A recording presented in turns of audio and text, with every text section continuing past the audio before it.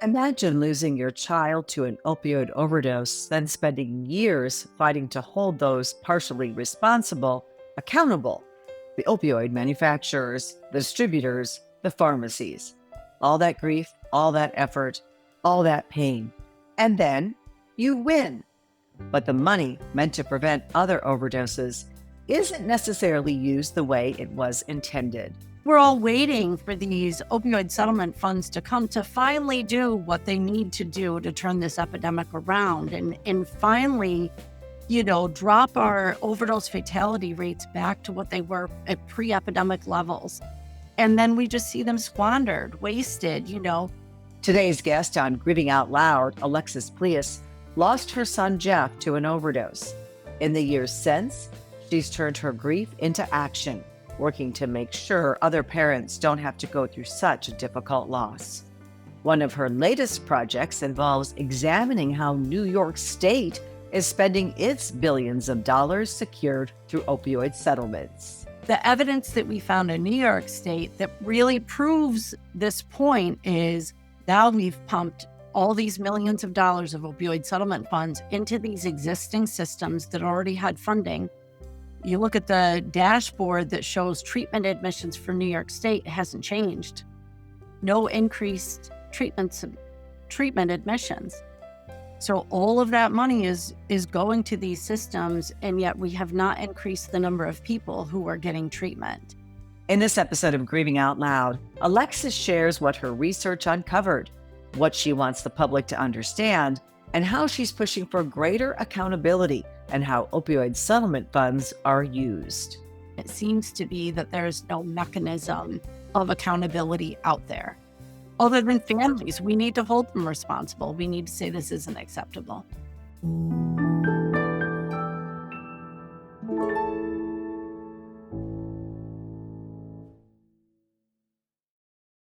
If you've been listening to this podcast for a while, you know that one of the questions I keep coming back to is whether the resources meant to address the epidemic are actually reaching the people and organizations closest to the crisis: the families, the grassroots organizations, the people who built something out of their grief and their love for someone that they lost. That question is at the heart of today's conversation. Alexis Pleus is the founder and executive director of Truth Farm, a community-based organization in New York doing the hard, unglamorous, life-saving work of harm reduction, family education, and overdose prevention. She's been on the podcast as a guest before, and she and her team just released a report that I think every advocate, every policymaker, and every grieving family member needs to hear about. It's called Community Solutions, State Exclusions, a data-driven examination of how New York State is spending the billions of dollars secured through opioid litigation. The findings are striking. The largest organizations receive nearly 85% of discretionary funds. Grassroots organizations, just 3.5%. And not $1 has gone to support grieving families. Now, I'll be transparent. Emily's Hope has received opioid settlement funding here in South Dakota, which is exactly why this report hit close to home for me. These funds can reach the right places. The question in this report raises is whether they truly are. And Alexis, I want to welcome you back to Grieving Out Loud. Thank you for being here. Thank you so much for having me. It's always a pleasure to talk to you. Yeah, so nice to see you again. And tell me what prompted you to do this research and how you went about it and who helped you with it. Yeah, so we have been following the opioid settlement funds since they came to New York, and really before that, because our organization has been on the front lines advocating about holding big pharma responsible and accountable for their actions since we started in 2015. So we've, had our finger on the pulse of these opioid settlement funds coming to New York. And the year that they came to New York, or the year they were coming, we helped get the law passed that said the funds in New York State are going to go into a specific pot of money, opioid settlement funds. They didn't go into our general fund. So that was great. That law that we helped get passed also set up this opioid settlement advisory board. And so we I kind of thought we were in the clear. I thought that we did the legwork necessary to make sure that these funds were going to be spent appropriately. We, right away, to kind of make sure, we started attending the Opioid Settlement Advisory Board meetings to see how things would go. Um, and we were pretty quickly disappointed in the process. And as time went on, 3 years into this, 2025, last year, we just realized, going to all these opioid settlement advisory board meetings, making recommendations, speaking during their public comment period, and then watching the request for proposals come out and seeing grassroots organizations were simply not eligible to apply for any of these funds. We just got so frustrated. We wrote a bunch of amendments we wanted to see to get passed to that law that we had helped get passed in the first place. And we didn't have elected officials open to that idea. And so I started doing research, like analyzing where the funds were being spent, looking at like the actual hard numbers. I was putting everything into a spreadsheet. I had a couple interns helping me. And so the end of the advocacy season last year, when we got nowhere with the advocacy, I was like, we need to publish this. Like, we need people to see these numbers. And so we pulled together a team and we created the report. A couple of things. New York is getting $3 billion in opioid settlement money. Is that correct? Yeah, it's a lot. It's a lot. It's much more than South Dakota is getting. I think South Yeah. Dakota is getting like $100 million. We're a smaller Oh, wow. populated state and had fewer deaths, right? Right. And also only 15% of New York of that money has been spent in New York, right? Only Right. 15% has been given out. So very little has been given out. Yeah. One thing I want to remind our listeners and viewers about is that I always say opioid settlement money is blood money. That's This right. comes on the deaths of tens of thousands, hundreds of thousands of people all across the United States caused by big pharma pushing opioid and opioid prescriptions onto the general public. And what people don't understand oftentimes is the correlation between that and what followed was the heroin epidemic, followed by the fentanyl epidemic, that these drugs flooded our country because of the demand for prescription opioids. And when that was cut off, people turned to alternatives, and there was just such a larger supply of these drugs getting into people's hands. Yeah, I'm so glad you said that because we've had that conversation a lot over the past couple of days because there's some things coming up with the Purdue bankruptcy and criminal charges with them that it's like we're trying to reinvigorate the community to pay attention to that issue. But we hear a lot from families. Like, in fact, at a meeting, one of our Rainmaker meetings last night, a family member said, I don't feel like this applies to me. My brother died from a fentanyl overdose. Hmm. And so I think today, with a lot of people dying from fentanyl overdoses, or maybe their loved one was never prescribed an opioid prescription, that might not have been their pathway into addiction. People don't realize exactly what you just said. Really, it was the conditioning of our country to be aware of opioids, for people to become familiar with them, to want them, to desire them, to recognize them as a recreational substance. All of that started with big pharma. So, like, your child might have died from a fentanyl poisoning, and maybe that was the first time they ever used a drug. It might have been in the format of a Oxycontin that was fake, but who originally made people want Oxycontin, right? Right. And so really, and I think it's important because, like I said, a lot of people who've suffered, from fentanyl poisoning losses, they don't tie themselves to the big pharma. But the reality is big pharma is responsible for all of this. We wouldn't be in this situation we are today. There wouldn't be counterfeit oxys if there weren't originally overprescribing of oxys, back in the early 2000s that drove this crisis nationwide. Right. And one more thing I want to mention related to that, to tie this really tightly together, is there's maps that show where Purdue Pharma focused their marketing back in the day. Those locations still have higher overdose fatality rates to this day, even though now it's from fentanyl. And so we know that We know all of these overdoses are tied to their actions. It's all related, and Yep. all somebody needs to do is read some of Sam Quinones's books, and Yep. Sam has been a guest on this podcast, and, I would really highly recommend you listen to that podcast to understand the correlation and the connection between prescription opioids and illicit opioids, whether that be heroin, fentanyl, or the other analogs that are coming out.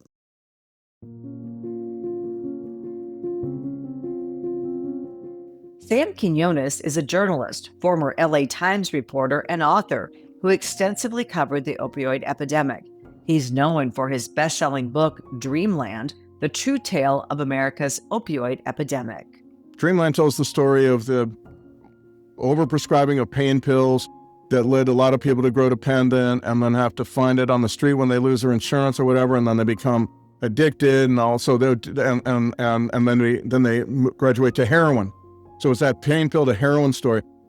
I just didn't understand what was worse than heroin. What could be worse than heroin? I've been a reporter for a long time, never had heard of fentanyl really.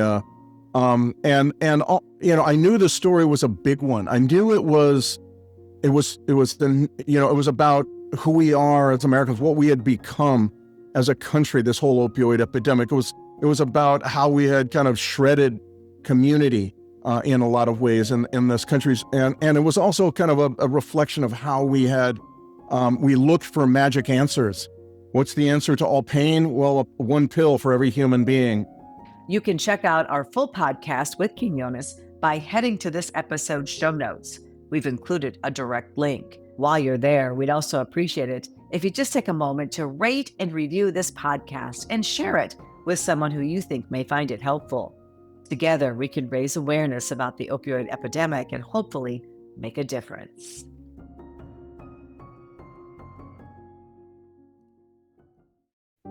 Are you ready to protect the next generation from the dangers of substance use? Emily's Hope has created a comprehensive K-12 substance use prevention curriculum designed to educate, empower, and equip students with the tools they need to make healthy choices.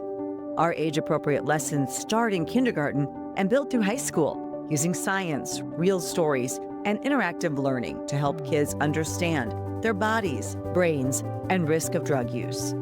We're already reaching thousands of students across multiple states, and we're just getting started. Visit emilyshopeedu.org to learn more and share our curriculum with your school administrators and counselors. At Emily's Hope, we believe prevention begins with education. Let's work together to keep our kids safe.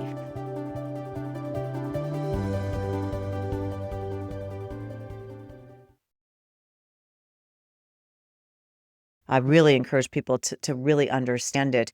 And it's not just Purdue that had to pay. It's other big pharma, other pharmaceutical companies, and pharmacies such as Walgreens and CVS and others who didn't do enough to monitor these prescriptions going out and didn't do enough to combat the problem. Yep. And in fact, nobody's received money from Purdue yet. We're still waiting on Right. that. Right. It's Right. still That's true. the biggest player, the perpetuator of all of this. We're still waiting for their money, but the rest of those lawsuits, have most of them have been processed at this point. In fact, Purdue Pharma, the manufacturer of OxyContin, was finally sentenced recently after years of lawsuits and deaths from the opioid crisis. A judge ordered the company to pay $5.5 billion and approved a plan to dissolve it as part of a massive settlement. Alexis was there, standing alongside other grieving parents outside the courtroom, demanding more accountability. Here's a glimpse of that protest. People die! Why people die? What we want? Justice! What we want? Now! What we want? Justice! What we want? Now! If you'd like to learn more about the Purdue Pharma settlement, we've been closely following the developments at Emily's Hope. Just visit our website, emilyshope.charity. We've posted a direct link in the show notes. There, you can stay up to date on the latest news headlines surrounding the opioid epidemic, substance use disorder, and mental health. You'll also find hundreds of Grieving Out Loud episodes, along with resources for helping loved ones struggling with substance use disorder.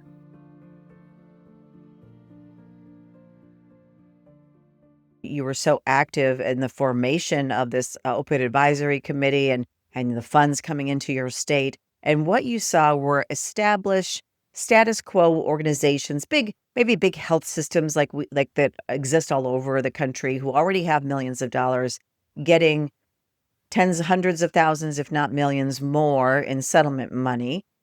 What's wrong with that? Aren't those the people working on the front lines? I mean, there's so many things wrong with it. One, it's pumping money into a failing system. If that system was working, we wouldn't have this, continuing growing epidemic. The other thing to recognize is these organizations that are getting this funding, they already had billable services. Their operations are already sustainable, and we know that as a fact because the research that we did found that they have millions and millions and millions of dollars in cash reserves. And so they don't need our blood money to expand their services. The reality is, let's say an outpatient clinic wanted to expand their services. All they have to do is expand their services. Then they increase their billing. They get, more revenue from the billing. They're not waiting for opioid settlement funds to be able to do more. They can do more anytime they want. The evidence that we found in New York State that really proves this point is now we've pumped all these millions of dollars of opioid settlement funds into these existing systems that already had funding. You look at the dashboard that shows treatment admissions for New York State, it hasn't changed. No increased treatment admissions. So all of that money is going to these systems, and yet we have not increased the number of people who are getting treatment. So that's a problem. And what you're talking about there is accountability to show that the money that's going out is actually making a difference and helping people as it was intended. And I think that's something an opioid advisory committee is supposed to be there for, right? To hold the government agencies, to hold the organizations receiving the funding, to hold them all accountable. So can an advisory committee function like that? Is it functioning like, and we have one in my state, is it functioning like that in New York State? Yeah, I think our advisory board is not the worst. I'll say that. I think they're not the worst. I think that they're making a lot of great recommendations, and then our state isn't following them. They kind of, yeah. Yeah. So, like, as an example, the advisory board, the first year they issued their report, they mentioned that they think getting funding to grassroots and community-based organizations was important, and it didn't happen. And so then the next year, they strengthened their language in their report and said, this really needs to happen. It still didn't happen. The next year, they actually said, we want, and I think it was 20%. I don't remember the number exactly, but it's around there. But they said, we want this percentage to go to community-based and grassroots organizations. We want this percentage to go, and we still haven't seen that happen. And so the advisory board, I think they could do better, but they are making some decent recommendations, but the state isn't following it. That sounds like a disconnect. And so who's going to Yes. hold the state accountable? I think Yeah. that's where things kind of fall apart here because this money can be going out, but if there's no one being held accountable, I Right. mean, how does that happen? Right. And we've done everything, I feel like as advocates, we've done everything we can do to chase that answer down. I met with someone from the state attorney general's office to ask that question. And their answer was, oh, you have to go back to your legislators, the ones who pass the laws. They're the ones who have to help enforce that the laws are being followed, which feels a little weird to me because it's like, we know that legislators are already busy. They've got 1,000 issues on their plate. They felt like they passed a law. They're not going to be out. They're not going to, they're not capable of going out there enforcing these laws. And it seems to be that there's no mechanism of accountability out there. Other than families, we need to hold them responsible. We need to say this isn't acceptable. Right. So the whole focus that you found in your report, and you run a grassroots organization, so some people could think that's self-serving of you to say, Well, grassroots organizations like mine are not getting enough funding while you're giving it to these well-established status quo organizations. Is it self-serving for you to look at this and talk about it? Um, I mean, hopefully it's serving the community. That's the goal. So, what we know from the work that we do, and, you and I are so similar. And I think most of the families that I know who have started something as a result of their loss, and it gives me chills to say it, but it's like we know where the gaps were. And so we're Sure. out there filling the gaps. We're not looking to do the same thing that's been done because we know that that existed and it didn't work. And so we're all out there like, what would have prevented our loved one from using in the first place? Or where did my loved one fall through the cracks? Or the hundreds of people that we know who've died since then, where were they falling through the cracks?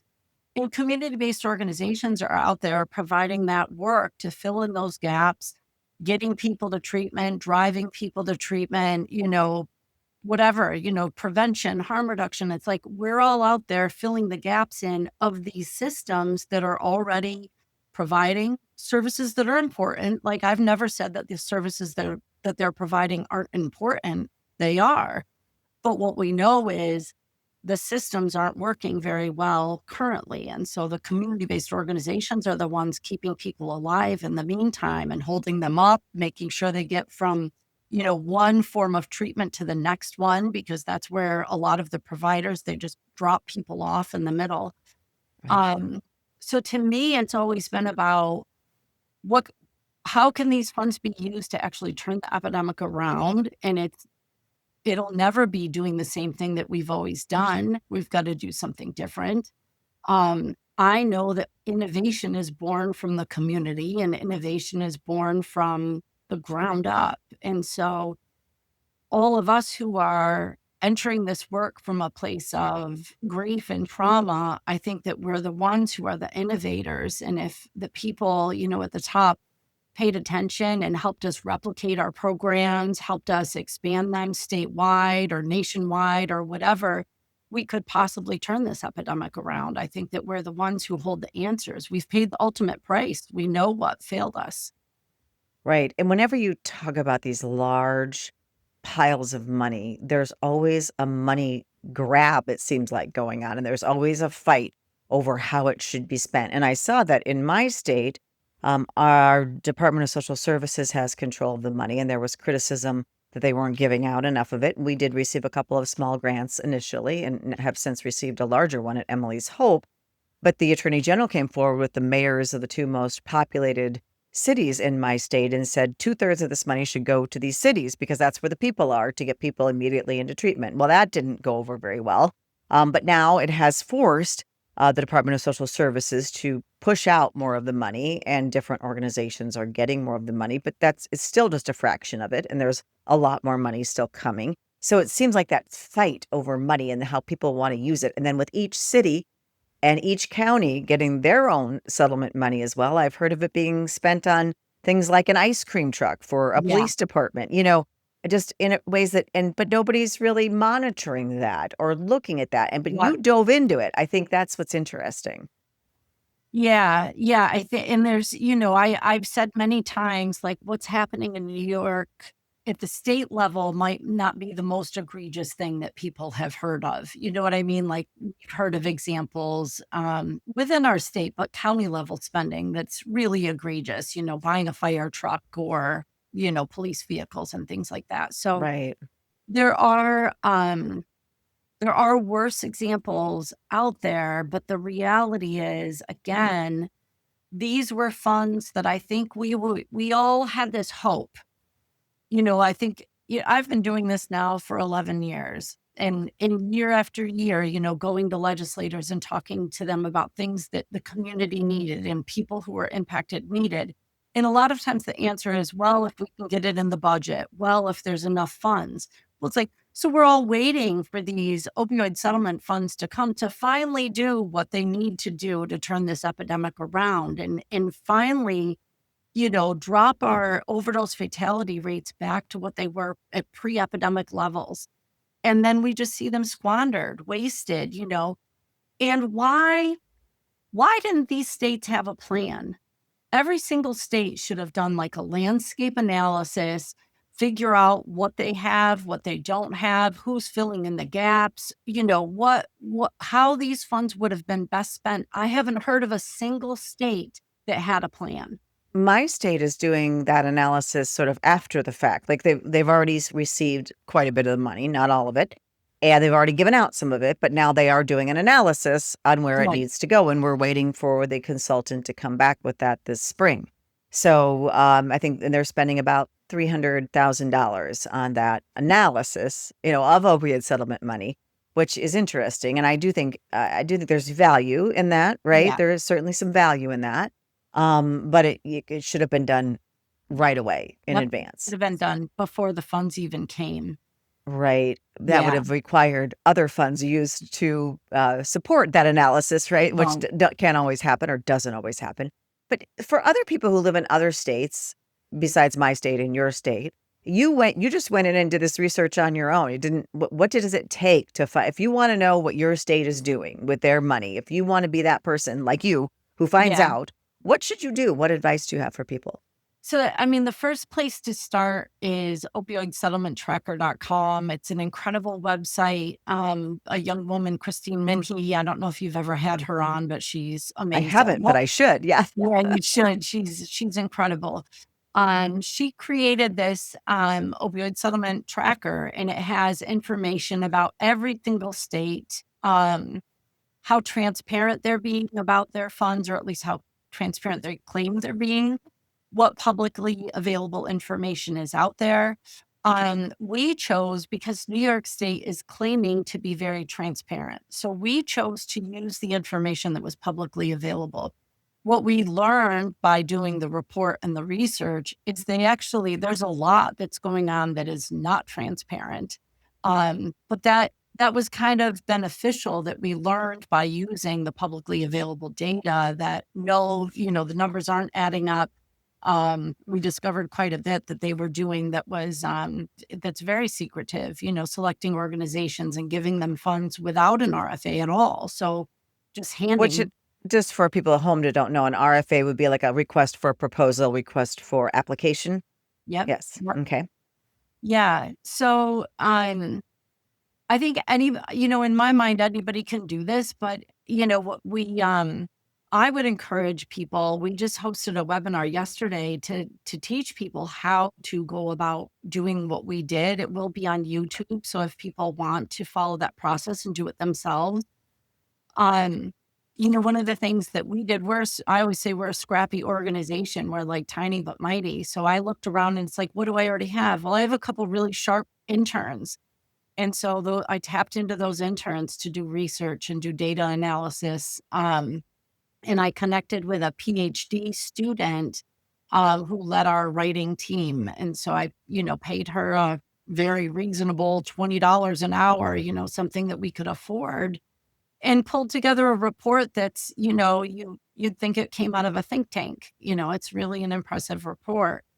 So I think that people just have to be clever, think about what resources they have, who they know, who they can tap into, and dive in.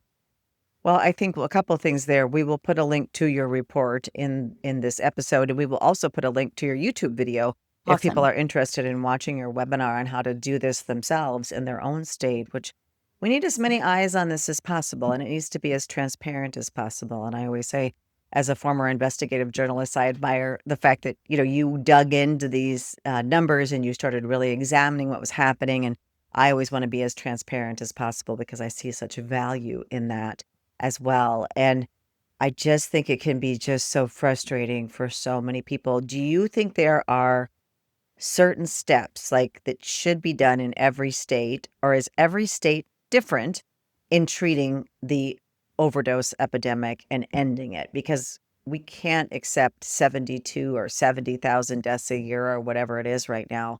That's what it was when my daughter died in 2018. And of course, then Right. it jumped way up, but that was it's unacceptable. We can't just say it's okay. Yeah, no. I mean, I think every state should have a landscape analysis to figure out, what they really need in their state. That has to include community input.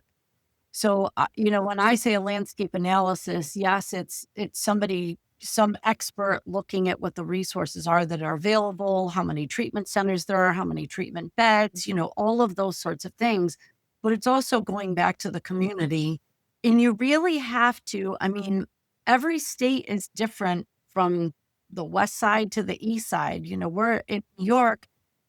People think of New York City. We have New York City, but I'm up in a rural community. And so, it's vastly different, the resources available in each community. So, um, I think that every state needs to do a landscape analysis, but they really should go county by county and host listening sessions. They should do a data survey. They should survey people who have been directly impacted, ask them what made a difference for them, or would make a difference for them, or would have made a difference for them, and figure out from the people what's needed, because it's really the people who know. It's not, it's experts they they miss out if they don't talk to directly impacted people. So I think that that's the starting ground for all of this. And then if there are advisory panels, which I think advisory boards are good, but they should always include people with recent relevant experience. In our board, I think it's a third of the members are required to have experience, but it doesn't mean it's recent or relevant, and I'm sorry if it offends people, but like being in recovery from alcohol for 30 years is not the same as suffering from opioid addiction. It's not recent or relevant. And so I think you need recent relevant experience. But we've seen with the few people who have lived experience on our board, they often get driven off the boards.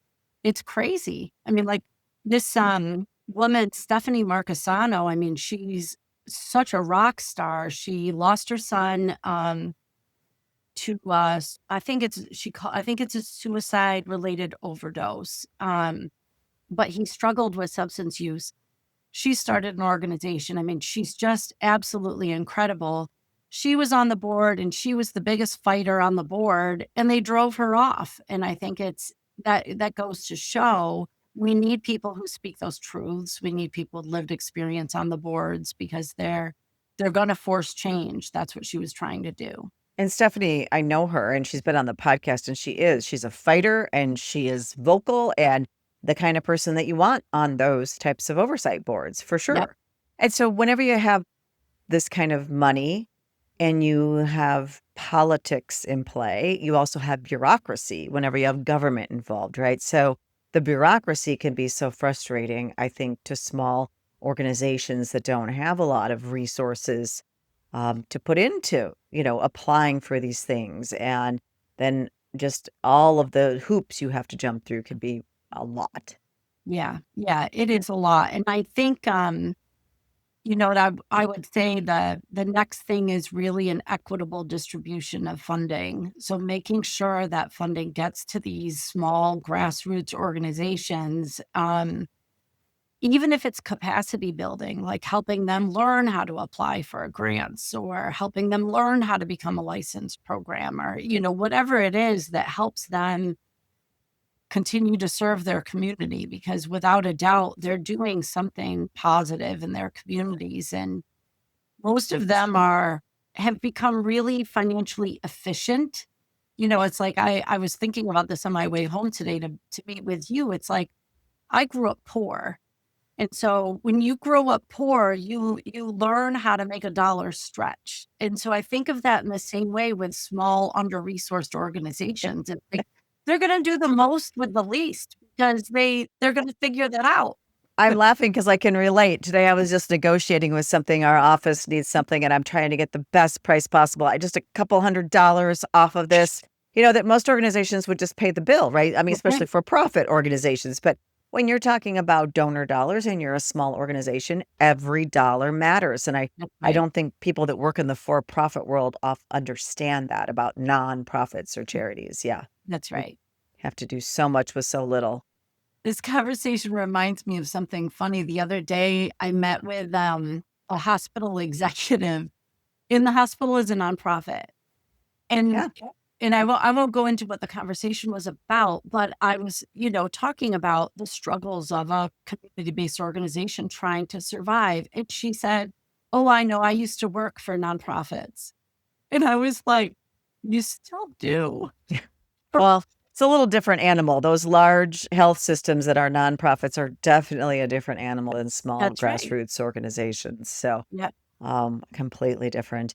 And so, what's next for you now that you've done this report, you're talking about it, you've done a webinar? Will you go back to your state legislature and try to make more? How do you facilitate change from all of this? And what can Yeah. people do even in their own states to facilitate change? Yeah, well, the really big and good news is, as a result of that report, we went up to Albany and showed many legislators a draft of the report just before we published it, kind of as a courtesy, and asked them, "What do you want to do to help us out here? Because this is going to be embarrassing." The good news is we have, on our Senate side and our Assembly side, we have legislators ready to carry the legislation with the amendments. So that's amazing. Funny thing about advocacy is they say, "Can you bring us the language?" Which it's like, again, you're asking a tiny community-based organization now to come up with legislative language, that we need passed. Luckily, Legal Action Center has taken a very big interest in our report and the changes that we want, and they've volunteered to write the language for us for that legislation. So I'm just waiting on the language. I've got three levels of legislators ready to carry the legislation for us. So we have our preferred legislators, we have backups and backups to them.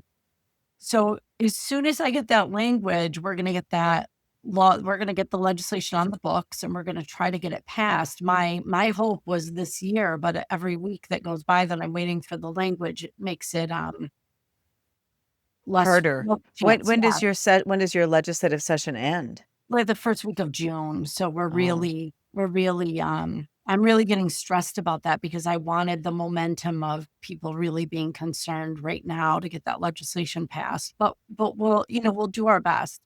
We also did go to each of the major agencies that are distributing funds, and met with them directly and just said, a lot of this you could fix. You know what I mean? Like, they don't need legislation to do the right thing. They could just do the right thing. Um, the largest agency, which is New York State OASIS, who controls our spending of the opioid settlement funds, and they're our treatment regulator, they were not interested in the conversation. They just were like, "Okay, thank you for the information." And we provided real concrete solutions. So that was frustrating. We're waiting. We also met with the New York State Department of Health, and we're waiting for their answer. Um, and we're going to speak to our comptroller and ask them to do an audit, because at this point we've exposed enough um, of what feels like really improper handling of the funds that we want an audit of the funds. well, I think there should be an audit of all of the funds in every state. I mean, it just Yes. makes sense when you're talking about this much money and so many people just trying to get their share of it, Yeah, so to speak. And just the fact that government waste, we know, does happen. that's right. Fraud does happen within governments. We've seen that on large scales in certain states. And, it's just we cannot protect this money enough, if you ask me. And it does need to go to organizations that are out there on the ground, boots on the ground, doing the hard work and Yeah. filling the gaps because we have so many people falling through the cracks. Yeah, that's right. Totally agreed. Have you lost a loved one to overdose or fentanyl poisoning? I'd like to invite you to share their story on our new Emily's Hope Memorial website called More Than Just a Number. They were our children, siblings, cousins, husbands, wives, aunts, uncles, and friends. So much more than just a number. You can submit a memorial today on morethanjustanumber.org.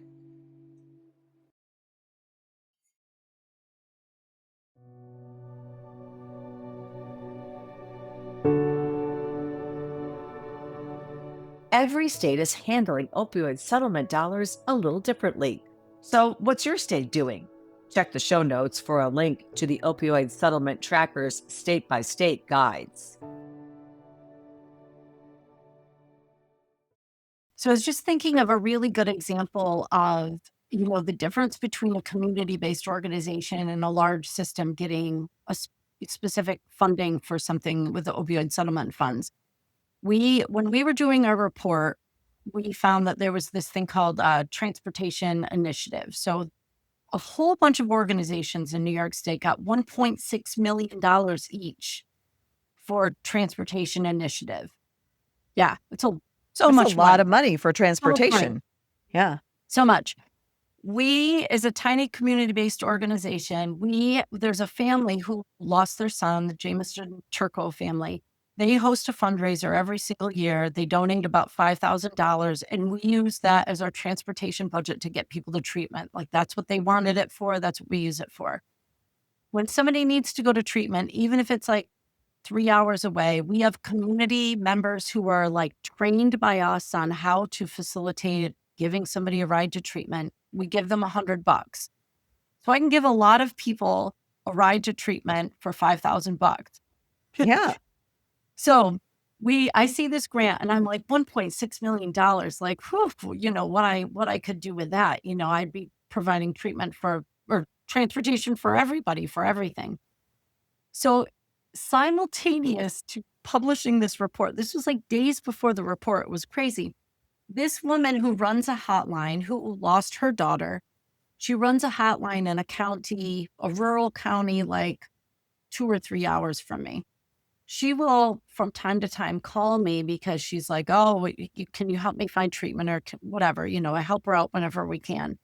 She calls me and says, I have this young woman in her 20s, addicted to fentanyl, ready to go to treatment. She lined a treatment bed up for herself. She did all that work herself. The treatment facility promised to give her a ride to treatment. And now they called her today. She needs to get there. I think it was like the next day. She needs to get there the next day. The treatment facility called her and said, we can't provide a ride, but we still have the bed if you can get yourself here. And it's like 3 hours away. So I'm like, oh, so who's the treatment provider? Well, wouldn't you know?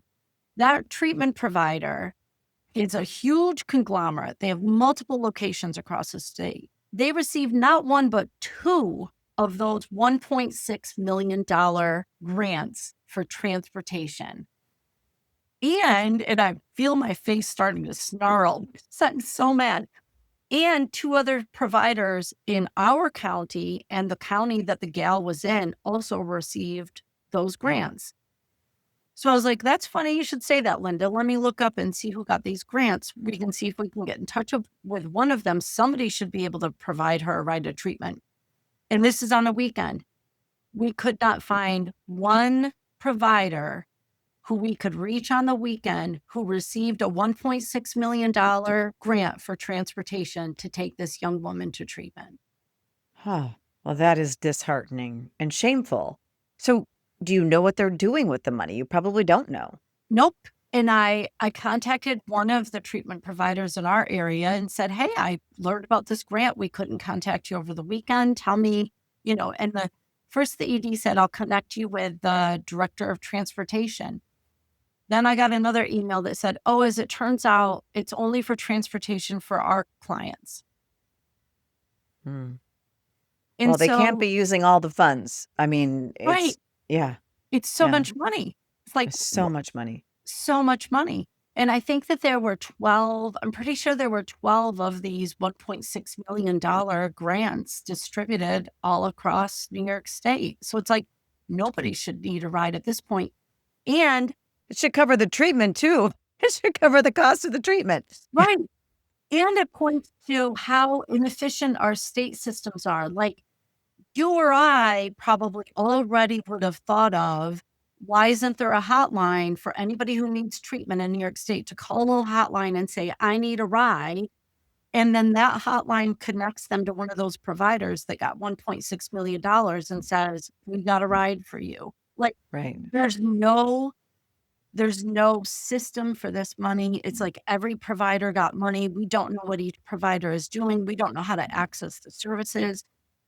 And I feel like a community-based organization or somebody who's savvy about wanting to make sure that everybody gets access to treatment, we would have come up with a better, more efficient, better cost efficient system than what the state just did. Threw all this money out there. We don't know how it's being used. Right. Right. It's just like splat. And where's the follow-up? What's happening? Yep. Yeah, very valid questions. And wow, what an example. Well, keep doing the work that you're doing. And thank you so much for everything that you have done and what you've really brought to light about this money, because it's important that people know how it's being spent, that the public knows, and that it's being spent appropriately. Yeah. Thank you so much. Thanks for getting the word out there. Oh, you're welcome. Thanks again for listening to this episode of Grieving Out Loud. Be sure to join us each week for a new episode. You can also find hundreds of other Grieving Out Loud conversations anytime on our website, emily'shope.charity. Thank you again for listening. Until next time, wishing you faith, hope, and courage.